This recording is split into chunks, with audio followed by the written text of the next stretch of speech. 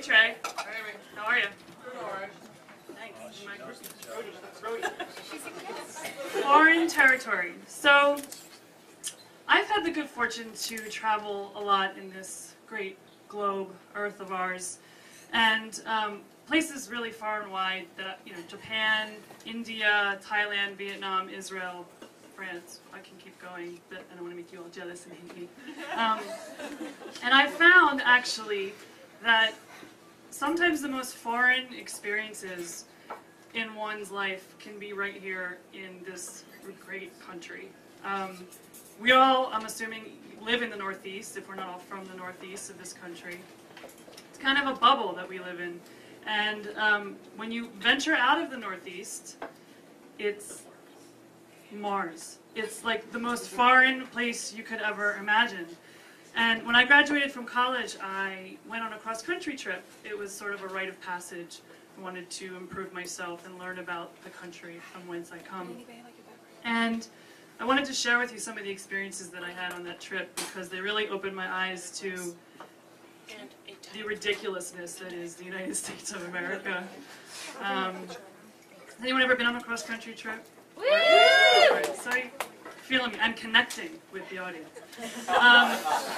So one of the first places that we went to was Graceland in Tennessee, which is a fabulous place to start because people come from all over to go to Graceland. So you get a great cross-section of wackadoos from the entire country. And these people are insane. Insane. And not to cut on Elvis at all, because he was the king, but my God. And this was right around the same time that the Blair Witch movie came out. So my friend and I were walking around with our camcorder in the visitor center, and we were telling people that we were making a documentary on Graceland and what Elvis meant to them, which was a complete lie. But it was the only way that we could really delve deeper into what brought people here and what made them so weird.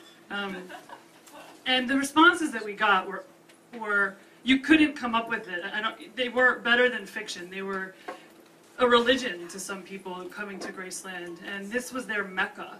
And it actually happened to be right around when Elvis had died, too. So add that to the mix, and you get all sorts of crazies. And Graceland was a good jumping-off point. From there, we went to Nacogdoches, Texas. Has everyone ever heard of Nacogdoches, Texas? Nice. All right, so you know that it's really scary. We stayed on the floor of the trailer of a cowboy friend of mine. And he took us, when we woke up, he took us to the town square. And town squares are typically, the center of the community. This town square had a church, a five and dime, a barbecue ribs place, and a taxidermist. Clearly, taxidermy is in big demand there. It's like, this is where you go. You go to church and you get your raccoon stuffed afterwards. I don't know. It was incredibly bizarre. After Nacogdoches, we traveled on a little bit to Roswell, New Mexico. I was a huge X-Files fan in college, huge. I had my dorm room plastered with Mulder and Scully. It was a sickness, actually.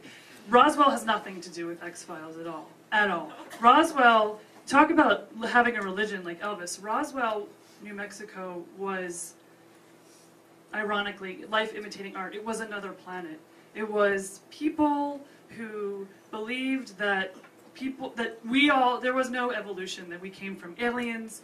They were raising their children to believe in aliens as the higher life form and that one day we'll all be delivered. It was very scary. I couldn't picture Mulder and Scully at all.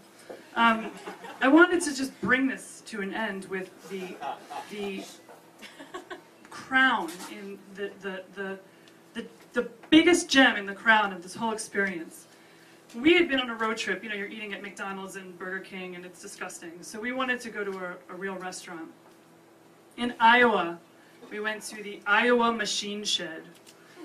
This was like a Fridays, except the walls were covered with farm equipment. And the servers were these milk-fed, life-size Cabbage Patch Kids in overalls, and everything came with a side of cottage cheese. Everything. you wanted ribs with the side of cottage cheese, and they're looking at you like you're the wrong person. You're the insane person because you don't really want cottage cheese with your eggs or what have you. And we were driving home, and I'm now breaking all the rules. We were driving home, and you know, I sort of summed up my entire trip, and I wanted to see what I had learned on this trip. One of them was that cottage cheese goes with everything. Another thing is that taxidermy can be quite lucrative if you live in the right town. And lastly, evolution is a lie. We're all wrong. So this is our country. Enjoy it.